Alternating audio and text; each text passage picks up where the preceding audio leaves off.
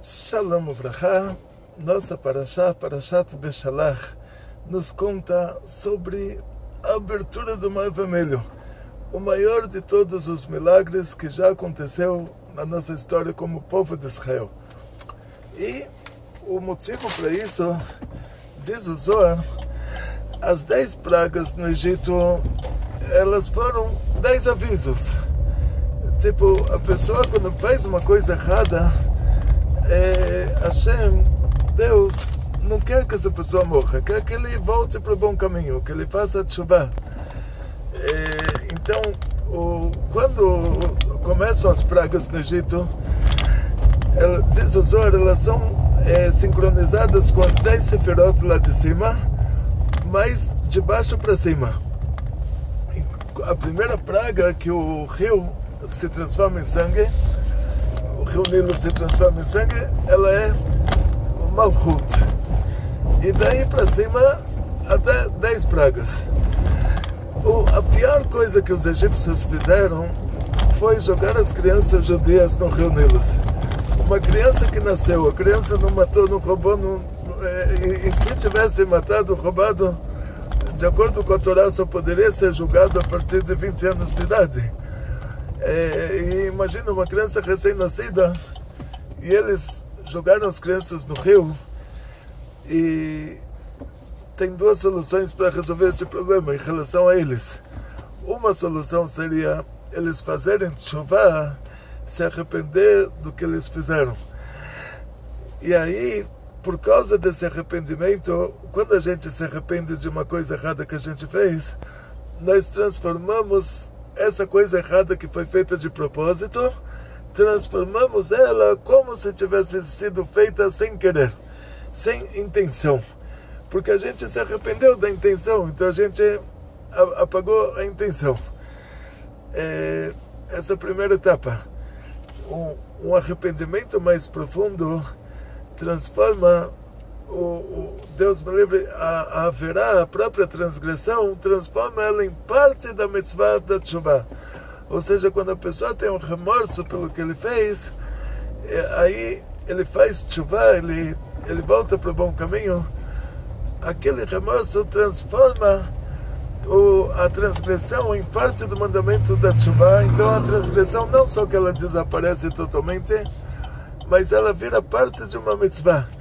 Isso é comparado, a pessoa vai trabalhar de manhã, 8 horas tem que estar no trabalho, 5 horas volta para casa, e Deus me livre, perdeu o dia inteiro fazendo várias coisas que não tem a ver com assuntos espirituais. Imagina uma pessoa estar numa esquina com uma barraquinha de bala de coco, e o dia inteiro ele está lá, bala de coco, bala de coco, bala de coco, bala de coco, bala de coco, bala de coco. Ele só para de falar isso na hora que alguém para comprar.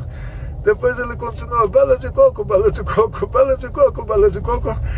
Chegou às 5 da tarde, o que ele fez? O dia inteiro ele perdeu falando bala de coco. Ele ganhou R$100 vendendo a bala de coco. Ele pega R$10, que é o meiser, ele coloca na caixinha de tzedakah. Ele transformou agora todas essas horas de trabalho dele em parte do mandamento da tzedakah. Então ele não ficou das 8 às 5 falando bala de coco, ele ficou das 8 às 5 cumprindo o mandamento da tzedakah. Quando ele chega lá em cima, vou falar para ele, olha, tantas e tantas horas que você estava ocupado com a mitzvah. Dessa mesma maneira, quando a gente faz tshuva, tem um remorso pelo que a gente fez de errado, a nossa transgressão se torna parte do mandamento da tshuva. Então não só que a transgressão ela desaparece, mas a mitzvah fica maior por causa dela. É um fenômeno divino, um fenômeno cabalístico. Então, sendo assim, os egípcios, na hora que levaram a primeira praga, eles deveriam entender, tá vendo, nós jogamos as crianças judias no rio, o rio virou sangue.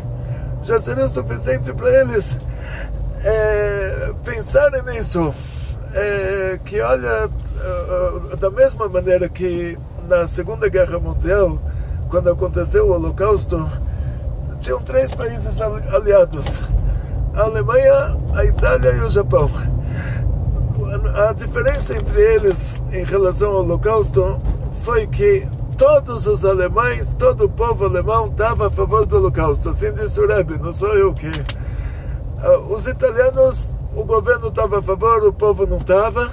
Então os lugares onde os italianos conquistaram, como a Iugoslávia, eles avisaram os judeus que os nazistas vão vir e matar eles, e desobedeceram ordens de mandar os judeus para a Alemanha. Em um lugar ou outro, Roma, Bolonha, o governo, a prefeitura, o governo lá mandou os judeus para a Alemanha.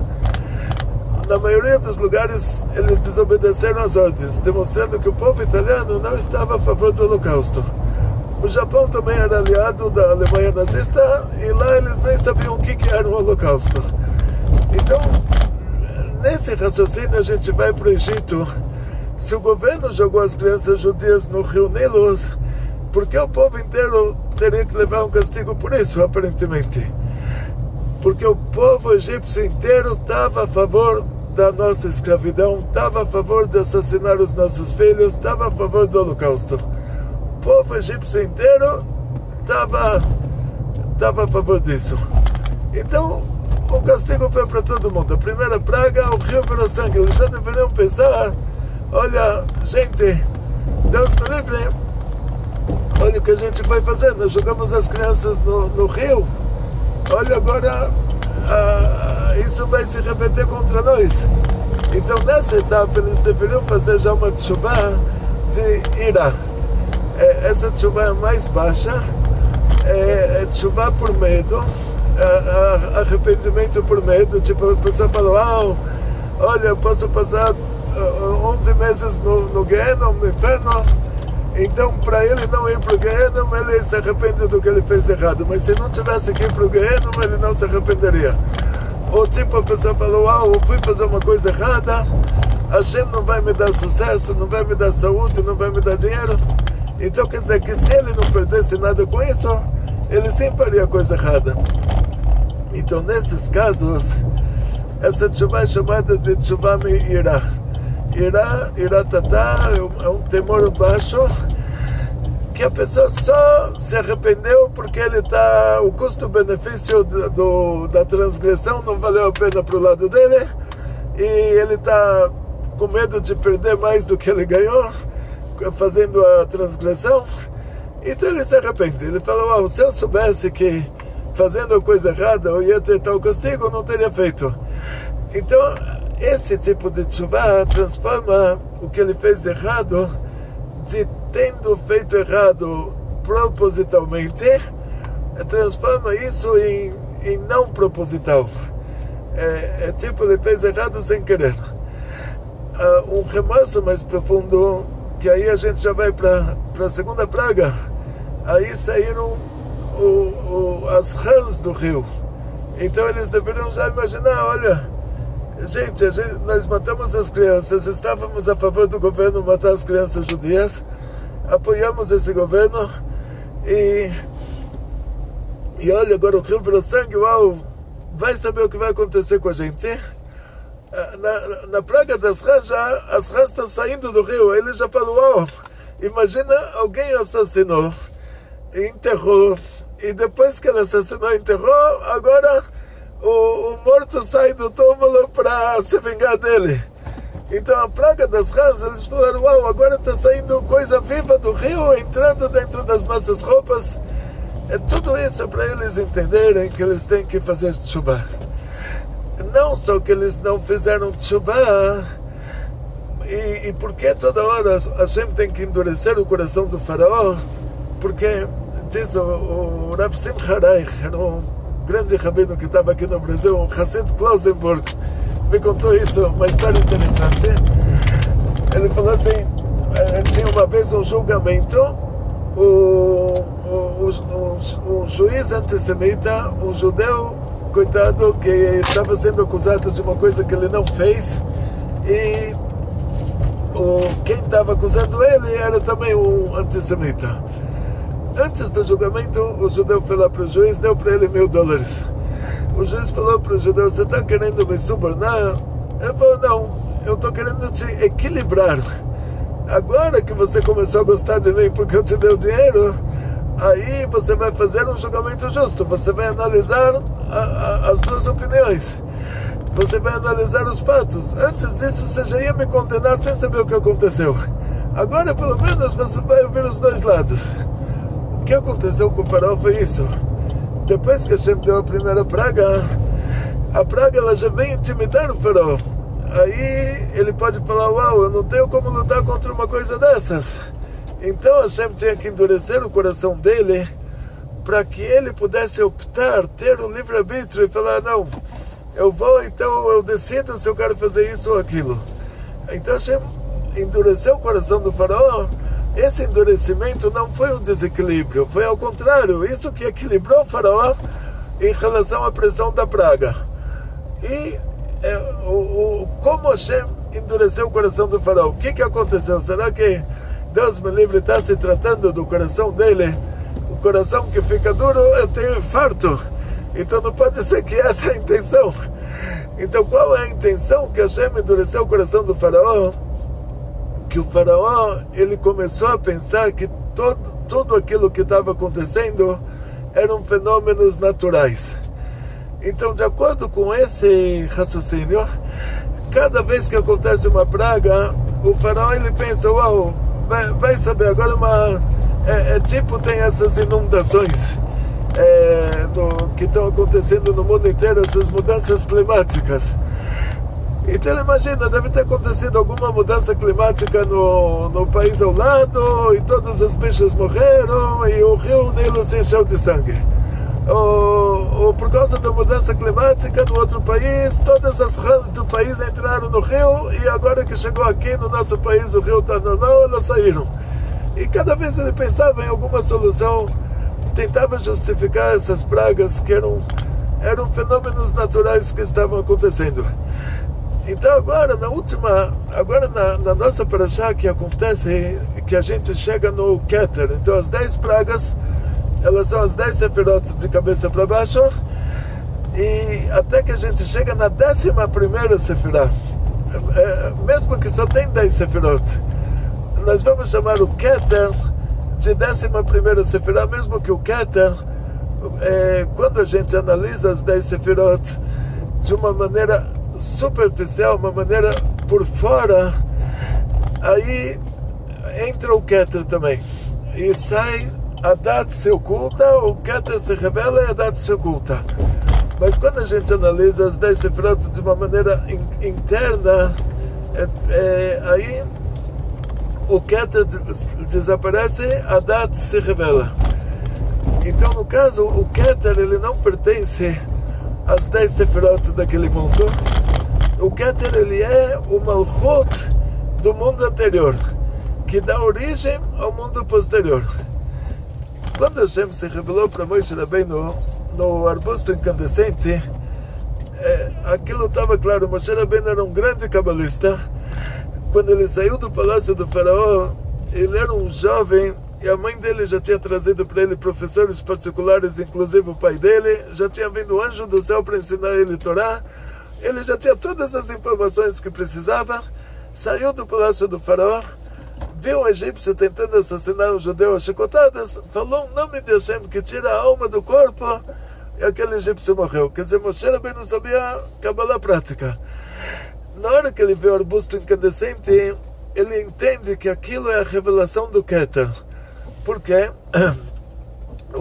ele estava vendo que o arbusto estava crescendo por causa do fogo, que é um absurdo, porque nas 10 sefirot a Chesed, a bondade, é a água, a Gvurá é o fogo, e o fogo apaga a água, e a água o fogo evapora a água.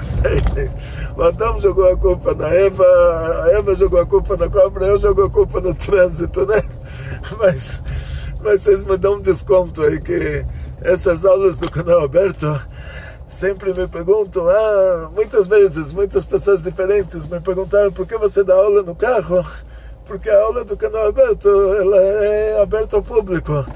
Então, para mim encontrar um tempo para essas aulas, então esse é o tempo que eu tenho disponível para elas, né? Vocês querem uma aula no estúdio, entra no nosso canal fechado, aí você participa com uma tzedakah de R$77 por mês, coloca todo dia R$2,50 na caixinha de tzedakah, no final do mês você tira, deposita, faz um pix para a ONG, e você se torna um amigo da ONG, aí você tem as aulas no estúdio, canal fechado.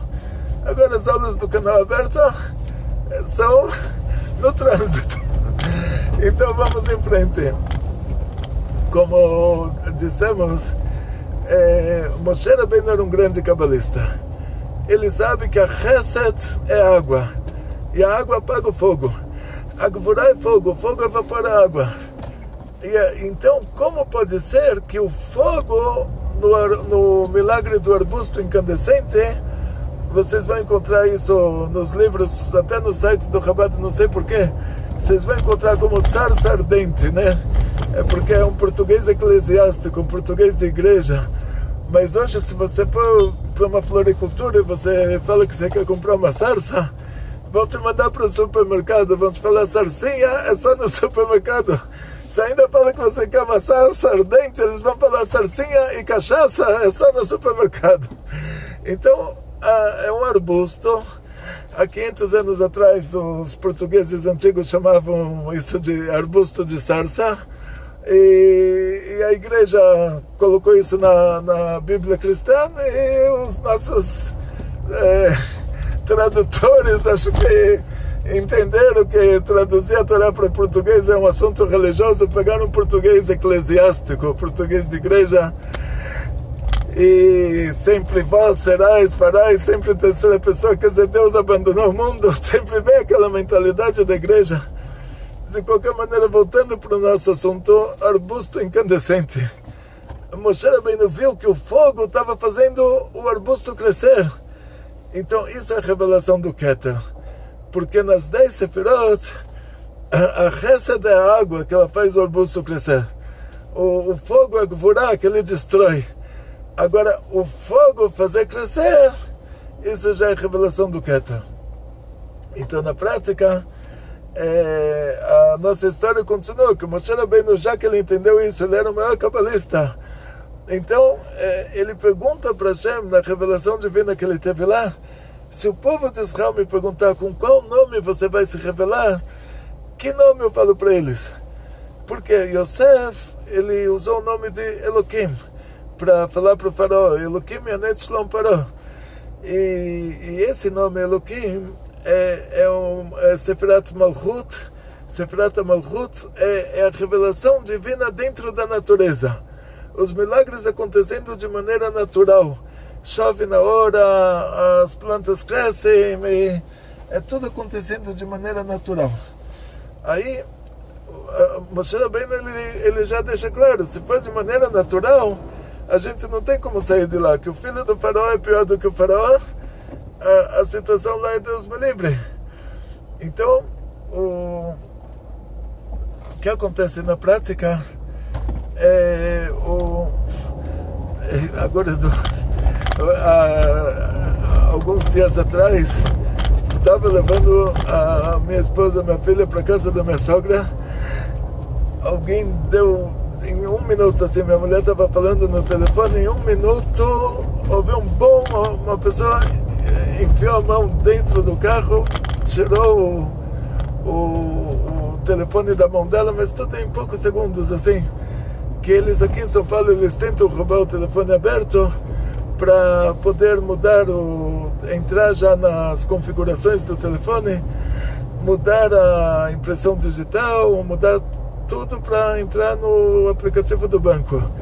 Então agora, alguns dias assim, o carro está fechado ao público, a certos tipos de público. Quer dizer, para mim dar um biscoitinho, agora eu tenho que ver que não tem os amiguinhos do mendigo sentados na calçada. Tenho que ver que a situação está... Agora estamos abertos somente a um público mais distinto. De qualquer maneira, a gente já volta ao normal, não se preocupe, vai ter biscoitinho para todo mundo lá fora. É só alguns dias assim para se acalmar do trauma. Então, voltando para o nosso assunto. Moshe Rabbeinu, ele pergunta para Hashem com qual nome você vai se revelar no Egito. Hashem fala para ele esse nome que começa com Aleph, depois Rei, depois Yud, depois Rei. Então esse nome é revelação divina no Keter. Então Hashem está dizendo para Moshe, eu vou me revelar no Egito até esse nível de Keter. E quando acontece a revelação, as 10 pragas são as 10 Sefirot. E quando acontece a revelação da 11ª Sefirah de baixo para cima, que é o Keter, que ela já não é contada junto com as 10 Sefirot, porque ela já é uma Sefirah do mundo anterior. Então ela só é contada na hora no Hitzoniut a Olamot, que aí ela entra como a primeira Sefirah e a terceira Sefirah Adat se oculta, mas aqui no nosso caso ela vai entrar como a 11ª Sefirah. Em nenhum caso ela vai entrar como 11ª Sefirah. Só no nosso caso aqui, porque nós vamos ter 10 pragas, que são as 10 Sefirot, Chokhmah, Binah, Adat, Netzach, Chesed, Gvura, Tiferet, Netzach, Hod, Yesod, Malchut, mas de baixo para cima, e acrescentando isso, o Keter, que vai se revelar na abertura do Mar Vermelho. E qual é o grande milagre aqui na abertura do Mar Vermelho? Em primeiro lugar, as 10 pragas, diz o Barbanel, elas foram 10 avisos. Ou vocês fazem chover, ou Hashem vai cobrar de vocês medida por medida o que o governo fez e o povo apoiou. Como na Alemanha, que o povo inteiro estava a favor do Holocausto, então no Egito o povo inteiro estava a favor de jogar as crianças judias no Rio Nilo. Mas até chegar no Midah Keneged Midah, medida por medida, Hashem, na sua infinita bondade, ele dá muitas chances para a pessoa fazer a chuva, para se arrepender do que ele fez e trocar o sofrimento de medida por medida por dar um desconto de 99% e dividir isso em 500 prestações. E eles não conseguiram. Eles, com todas as 10 pragas que eles passaram, deixaram a gente com tudo isso sair para 3 dias, e aí começam os milagres. Hashem falou para Moshe, vai pelo caminho errado, vai pelo caminho contrário. Aí o povo já abre os olhos, já fala, estamos em apuros. Deus está conduzindo a gente por meio de uma coluna de nuvem, uma coluna de fogo, mas o GPS da coluna tá aí com problema, porque estamos indo para o lado contrário. No lugar de ir para a Terra Prometida, estamos indo para o Sudão. E aí, não só isso, o faraó tinha mandado, junto com o povo de Israel, espiões do faraó, pessoas que se passaram por simpatizantes do judaísmo, que estavam fazendo lá uma espionagem. E esses espiões, depois que o povo estava andando 3 dias na direção contrária, os espiões voltaram e falaram para o faraó, passou os 3 dias, eles não chegaram no deserto, eles foram para o lado contrário. Aí entra o assunto da natureza do faraó. O faraó, ele justificou cada praga de uma maneira natural. Então ele falou, olha, Deus nessa história não existe. Eles não têm Deus protegendo eles, senão eles não iriam errar o caminho dessa maneira. Aí o faraó, ele reúne todos os egípcios lá voluntários que vão armados até os dentes para trazer os judeus de volta, para dar para eles agora uma escravidão muito maior, ainda como vingança pelas 10 pragas que aconteceram. Então não só que eles não fizeram chuva do que eles fizeram, ainda pior ainda, agora eles ainda foram correr atrás da gente. E aí a Hashem fez mais alguns milagres para atrapalhar o faraó, que quando teve a 10ª praga, todos os deuses do Egito foram destruídos. Se era um deus de ouro, ele derreteu. Se era um deus de pedra, ele quebrou. se era um deus de madeira, pegou fogo. E Hashem deixou esse Baal Tzafon, essa estátua, deixou ela inteira, intacta. Pediu para o povo de Israel inteiro ainda se reunir lá perto. Chega o faraó, ele vê que o mar está fechando a continuação da nossa viagem. E ele vê que essa estátua, o Baal Tzafon, ela está intacta. Então ele fala, olha, mais uma prova de que nós estamos na nossa razão. Olha, o nosso Deus estátua aí, esse aí ficou inteiro. Então quer dizer que foi ele que fez as 10 pragas. E ainda o mar está fechando os judeus. Então o faraó, ele foi com todo o seu exército em cima de nós. Hashem trouxe um vento quente. E para que Hashem trouxe o vento quente? Nessa hora que Hashem abriu o mar, ele abriu o mar em túneis. Um túnel ao lado de cada tribo. Porque se fosse abrir um túnel só, e o povo entrasse em fila indiana, o faraó alcançaria a parte de trás do nosso povo. Não tem como mulheres grávidas com crianças pequenas andarem na velocidade do exército egípcio. Então Hashem abriu um túnel ao lado de cada tribo e essas tribos imediatamente se infiltraram dentro da água. Por que Hashem trouxe o vento quente e se Hashem teve que abrir túneis na água? E o motivo é simples. Tinha que ser um túnel para a pessoa não voar com o vento. E quando vocês veem os artistas que fazem aí imagens lindas, Moshe Rabbeinu com aquela roupa cheia de lençóis de inverno, assim, num clima de 50 graus, né? Com aquele cajado de madeira de pastor de ovelhas, que não era o cajado dele, com aquele cabelão sem que se ele fosse colocar o tefilim ia ficar boiando, com aquela cara brava que não é característica judaica, e dando bronca lá, mandando o povo entrar naquele mar que se abriu. Só que se o mar lá daquele desenho, que o desenhista ele mostra ali, o mar se abriu porque veio o vento. Então experimenta colocar uma pessoa no mar que está sendo aberto pelo vento. Isso se chama, tem vários nomes, não sei, furacão, ciclone, não sei como. Qualquer pessoa que estiver no lugar desses vai voar com vento. Então Hashem trouxe o vento, abriu o mar em túneis para nos proteger do vento. Então por que Hashem trouxe esse vento? Se o vento só prejudicaria, faria a gente sair voando. E Hashem então abriu o mar em túnel para a gente andar. E não só é um lugar que é 50 graus na sombra, então a água lá não está congelada. E Hashem fez com que a água, do jeito que ela é água, ela se tornasse a característica da pedra sem se congelar. E isso é a revelação do Keter. Os dois opostos se tornam uma coisa só.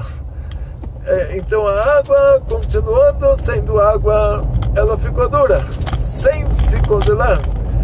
E ela ficou uma estrada embaixo dos nossos pés, porque o mar ele vai ficando cada vez mais fundo. E as mulheres grávidas e crianças não tinham como descer uma montanha. Então Hashem fez uma estrada dentro do mar que se abriu em forma de túnel. E o nosso povo foi andando, e os egípcios pensaram, por causa do vento forte, que só prejudicou o milagre aqui, que por causa disso a gente teve que fazer o túnel. Porque a gente fez o vento forte para os egípcios pensarem que é um fenômeno natural, que por causa que está tendo um vento forte em cima, se abriu um túnel de água embaixo, como uma onda. Você vê lá aquelas ondas na Indonésia, que o surfista ele entra no túnel da onda. E por que tem um túnel da onda? Por causa do vento que está em cima do mar, vamos dizer assim. Isso que o faraó pensou. Não sei se na Indonésia é assim, mas isso que o faraó pensou, que se abriu um túnel dentro do mar, se abriram túneis por causa daquele vento. E ele, sendo que ele é um especialista em natureza, ele já sabia que aquele vento, do jeito que estava, iria durar horas e horas, e que não tinha problema para ele entrar no túnel, pegar os judeus de volta e sair. E isso deu para ele coragem dele optar por dar a ordem para o exército dele de entrar dentro dos túneis atrás de nós. E aí novamente a revelação do Keter, a mesma coisa que nos salvou foi a morte deles, porque para nós a água estava dura, para eles a água estava mole, a mesma água mole para nós estava dura e para eles ficou mole, então eles se afagaram. E ainda mais, toda a descrição lá é que a gente ouve essa descrição na Shirah, no cântico que Moshe Rabbeinu falou para Hashem, que a água levava os egípcios para cima, eles davam uma respirada e puxavam eles para baixo de novo. Se esse egípcio, qualquer egípcio lá era um criminoso, que eles correram atrás da gente para, Deus me livre, para escravizar a gente de novo. Mas tinha um criminoso, que ele era um criminoso mais leve, tinha outro que era mais grave. Tinha um que ele iria só nos sequestrar de volta para o Egito, o outro iria nos torturar.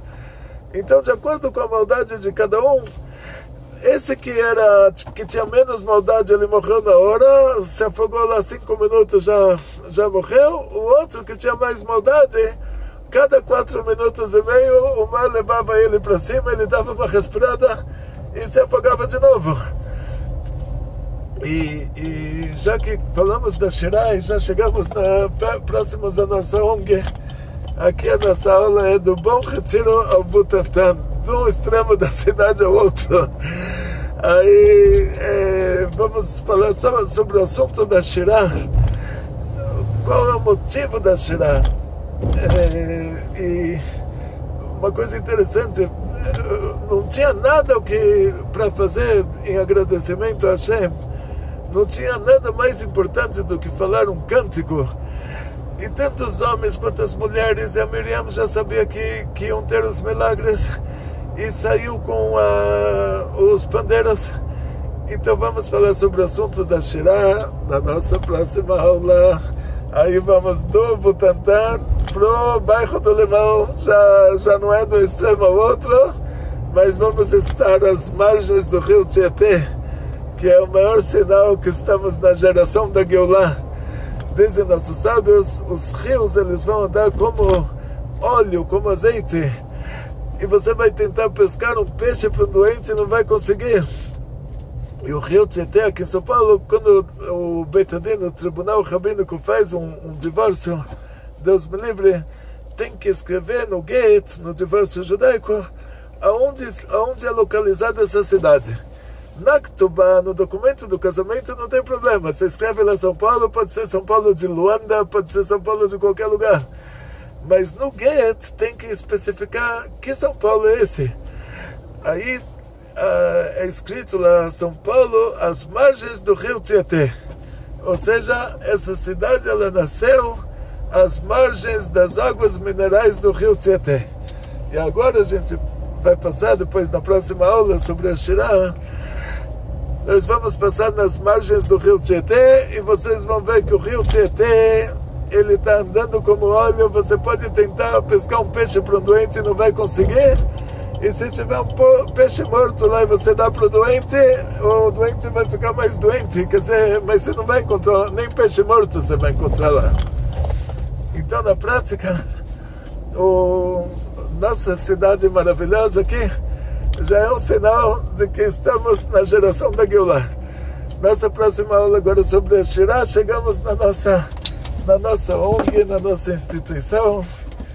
E aqui a gente tem cão de guarda, que ele é um fofinho que fica latindo.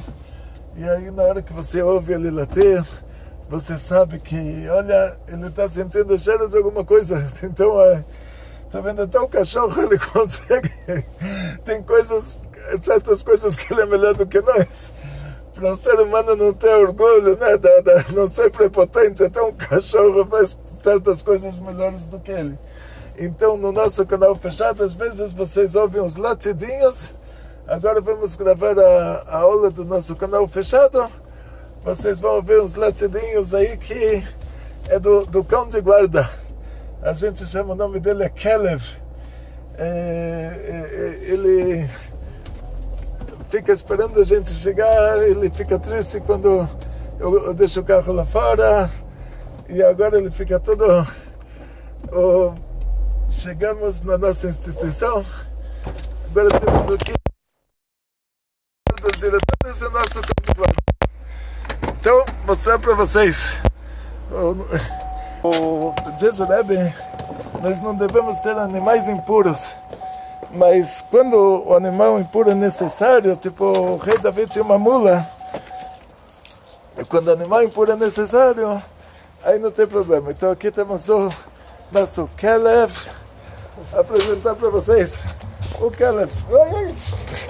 Aí, hoje estou contando do Kelev, e o Kelev veio aqui nos cumprimentar, nosso cão de guarda. Qualquer coisa que ele cheira, ele late. E o nosso diretor das diretoras. Shalom Ubrahá. O Kelev não sabe falar Shalom Ubrahá. Ainda não. Oba, nossa diretora.